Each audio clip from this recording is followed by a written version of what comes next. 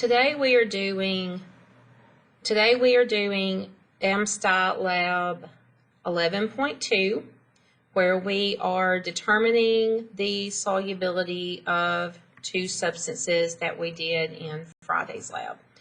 So, for your question today, it is, how is the solubility of a substance determined? For your hypothesis, if we measure the mass of the solute into a known volume of solvent, then the solubility can be determined. Okay, so that's what we're going to be doing today. So I have my materials over here. We have our test tubes, which are right here. And I've got the sodium nitrate, sodium chloride, got the digital balance, and we are going to be measuring. We know exactly how many scoops that it took for each one. So what we're going to have to do is now we need to know what the mass of those scoops are, so we can determine the solubility of the two substances. So I'm going to have to weigh the mass of each one of our substances first before we take the amount of solute out.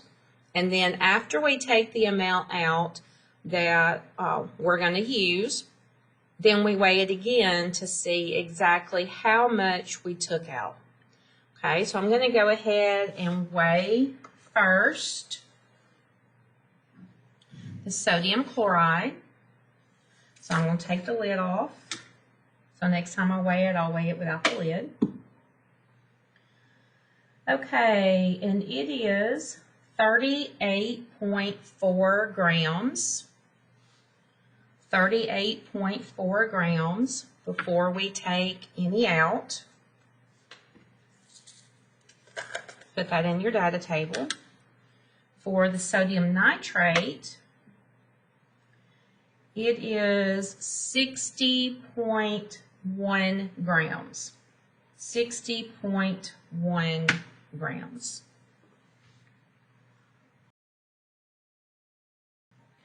Okay, so we're going to go ahead and measure out our 15 milliliters of water, just like we did on Friday, and put that into each one of our test tubes.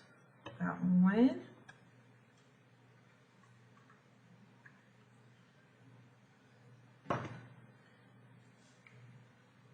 It's a little bit more. Let me pour some out. Okay, there we go. And there's a second one. Okay, I'm going to do the sodium chloride first. And it takes about 6 to 7 scoops. So what I'm going to do, I'm going to put 6 scoops in. 4, 5, 6. All right, then I'm going to stop it up and I'm going to shake it. And once it is all dissolved, I'll add one more scoop just to make sure that we are sufficiently saturated. And then if we are, I'll go ahead and weigh the sodium chloride so we know. Okay, with 6 scoops, and I use 6 pretty big scoops instead of 7 small scoops. I know it's hard to see, but there is a little bit of salt still left in the bottom of the container. So our 15 milliliters of water is definitely saturated. Let me see if I can find a piece of, or something black, so you can see. If you can see, there's still like particles of salt that fall down to the bottom. Okay, that's how we know that our solution is saturated. So I'm going to go ahead and weigh the sodium chloride, and this will be our mass after dissolving.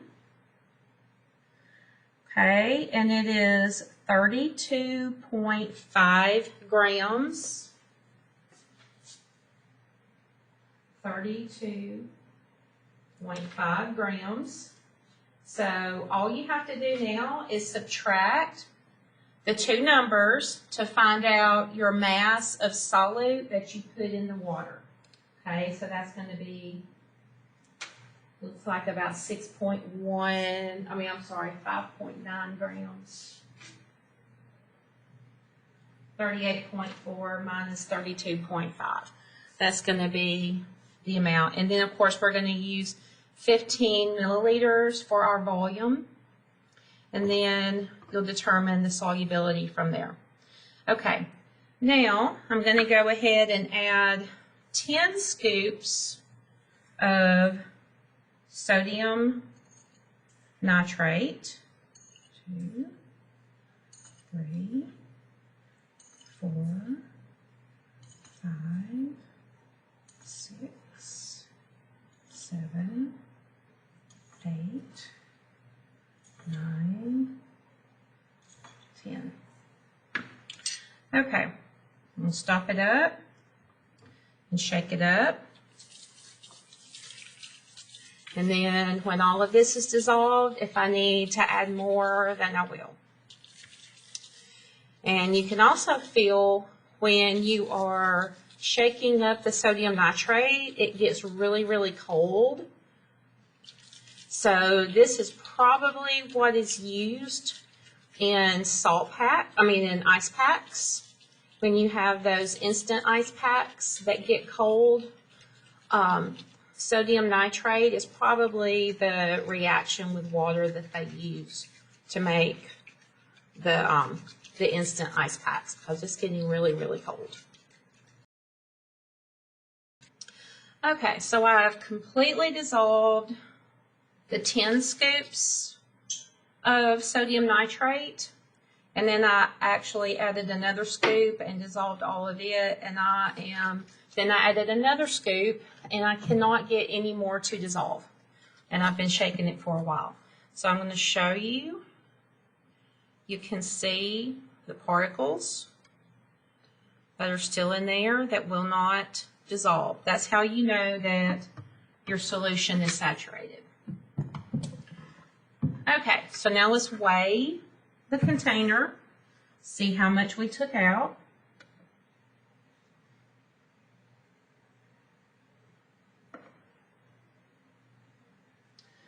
Okay, it is 49.8 grams. So 49.8. We went from 60.1 to 49.8. So you would just have to subtract those two numbers so that you could get the solubility, or the mass of the solute that was dissolved.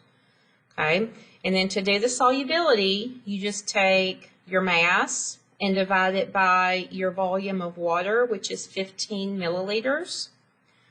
Okay, so now, analysis question number 1, are the two substances equally soluble in water? I think you can clearly see that they are not. One of them is more soluble. The higher the grams dissolved in water, that means the higher the solubility. Okay, and it says, how could you use the property of solubility to help you identify a type of matter? If you remember when we talked about density being a characteristic property, well, so is solubility. Solubility is also a characteristic property of matter, and if you have two white salts or two white powders that look exactly the same, you can determine what they are by their solubility. For example, powdered sugar and zinc oxide. You've got powdered sugar that clearly dissolves in water. Zinc oxide does not dissolve in water, so that shows you can tell the difference between them. Okay. Vocabulary is going to be the same for this lab. Saturated and unsaturated, we have already gone over. A supersaturated solution is something new. If something is supersaturated, that means that it has more solute dissolved in it than it normally would if it were saturated. And the way you have to add more is by heating it up. Because when you heat up a liquid, you can add more solute to your solvent, and as you heat it up, more dissolves and it becomes supersaturated. Usually a supersaturated solution will form crystals when it dries and evaporates. And then we've got solute and solvent, which we've gone over several times by now. You should already know. Okay, and then you've got to write your conclusion about what your conclusions are on this lab. Remember, start out with your question, answer your question with your hypothesis, summarize what you did in your procedure, and then tell me what your results were. Okay?